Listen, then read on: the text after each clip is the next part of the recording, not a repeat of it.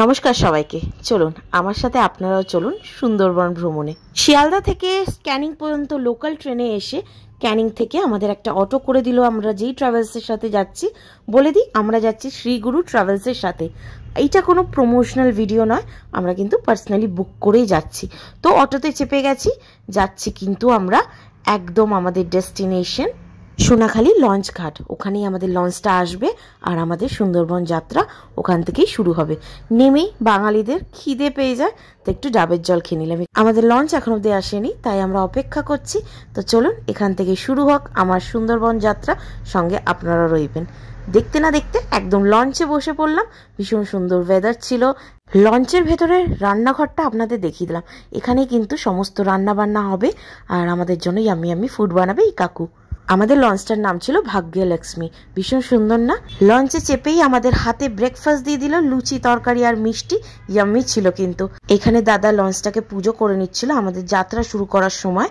খুব ভালো লাগছিল, আমরা খুব এক্সাইটেড ছিলাম। নিচের পরিবেশটা ঠিক এরকম ছিল।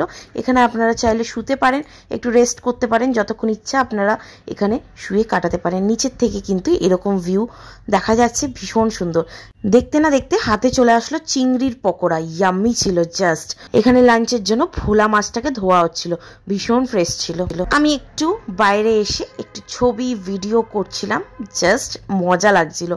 পেছনের পরিবেশটা ঠিক এরকম ছিল। এখানে আমরা লাঞ্চ করব, সবাই বসে রয়েছে দেখতেই পাচ্ছেন।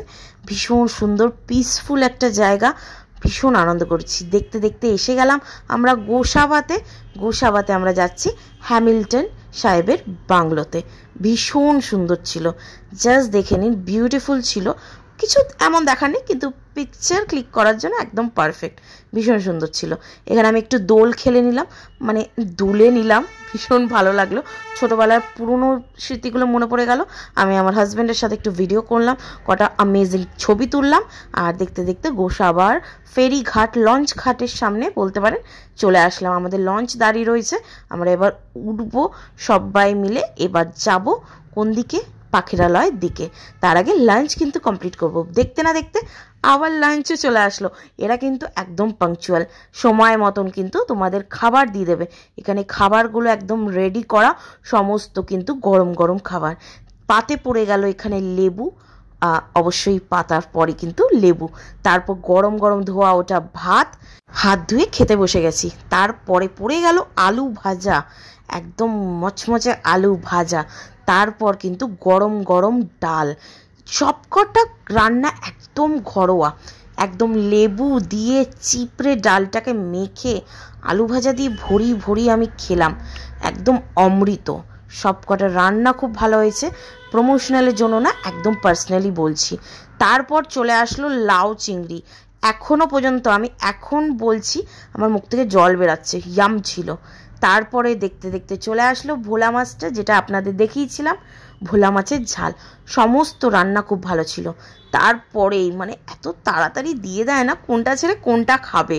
সমস্ত মাছ খুব ফ্রেশ ছিল। এখানে চলে আসলো কাতলা মাছ। তারপরেই হাতে পড়ে গেল লেবু। লেবু খেতে খেতে পৌঁছে গেলাম পাখিরালয়।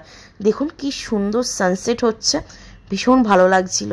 মানে একটা আলাদাই ফিলিং হচ্ছিল, একটা আলাদাই শান্তি ছিল। তো দেখতে দেখতে আমরা পাখিরালয় এসে গেছি। নেক্সট ভিডিওটা নেক্সট পার্টে হবে। বাই।